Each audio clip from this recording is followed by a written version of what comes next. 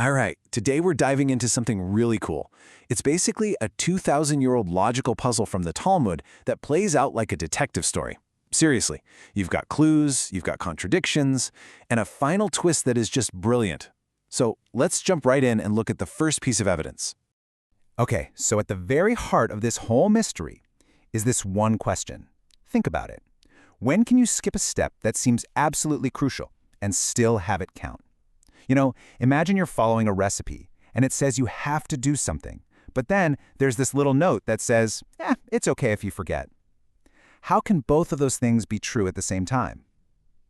Well, that's exactly the puzzle these ancient scholars were wrestling with. So, our story kicks off with the first real piece of evidence, and it's this. Well, it's a surprisingly forgiving rule, and it comes from an ancient legal text, the Mishna. Now this right here, this is our central clue. You have to understand, pouring and mixing the oil were like the key steps for this offering. But the Mishnah comes along and says, hey, if you didn't pour the oil or you didn't mix it, don't worry about it. The offering is still perfectly fine. I mean, how weird is that? This is the paradox that gets the whole investigation started. And just so we're all on the same page, a meal offering, or a minsha, was a specific kind of ritual sacrifice in ancient Judaism. You can basically think of it as a sacred recipe, right?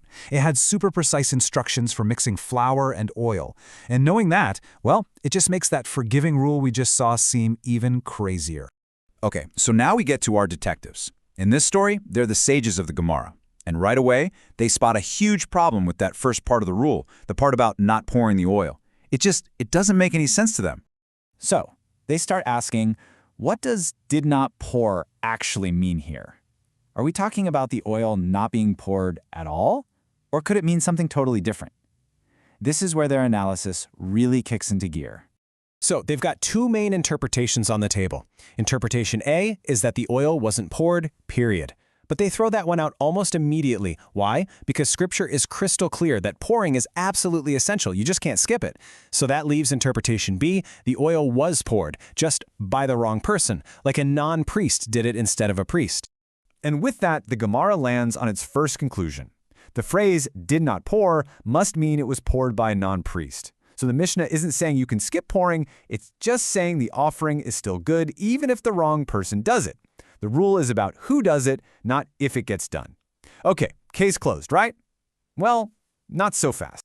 Because, you see, as soon as our detectives try to apply this same logic to the next part of the clue, the part about not mixing, the whole thing falls apart. A major contradiction pops up. Look, the logic seems pretty solid at first, right? Step 1, their theory is that did not pour means a non-priest did it. Step 2, they assume that logically did not mix must also mean a non-priest did it. But that leads to a huge implication. Step 3, it means that if the oil wasn't mixed at all, the offering would be no good. It implies the act of mixing itself is absolutely essential. But then, a bombshell. They find a contradictory clue. There's another Mishnah from a different place that says the complete opposite. It states, plain as day, if one did not mix the oil into it, the meal offering is still fit. So their beautiful chain of logic just got blown to pieces by another piece of evidence. The mystery is suddenly a whole lot deeper.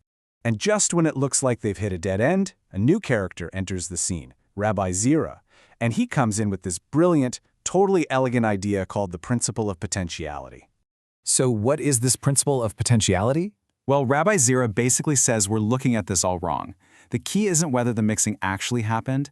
The key is whether the offering was suitable for mixing to begin with. For any offering that is suitable for mixing, the act itself isn't essential. But if it's not suitable for mixing, then the lack of mixing invalidates it. It's a total game changer. Let me show you how this plays out. If the flour is suitable for mixing, meaning it's a standard offering where everything could be mixed together properly, then actually mixing it is optional. The potential is what counts. But if the flour is not suitable, let's say it's some huge offering that's physically impossible to mix, then mixing becomes essential. Why? Because the potential was never there in the first place. And boom, this seems to solve the contradiction. It suggests our original Mishnah, when it said did not mix, meant it wasn't mixed at all. And that's okay, because it was just a standard, suitable offering. It looks like Rabbi Zeira has cracked the case. But hold on a second. Because here comes the final twist. If we say that not mixing means not done at all, well, to be consistent, shouldn't not pouring also mean not done at all? But wait, we already proved that can't be true. Pouring is essential. So by solving one problem, we've just brought the very first problem roaring back to life. So where do we go from here? How do we solve this final mystery? This is the moment. This is where all the pieces of the puzzle finally and just beautifully click into place. The Gemara makes this incredible pivot. It just asks a simple question. Are the cases comparable?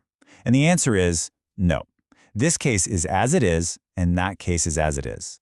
What they're saying is that we've been working under a false assumption this whole time, that both parts of that sentence have to mean the same thing. The real solution? They are intentionally different. And here it is, the final solution, and it's so elegant. The two phrases are making two totally separate points.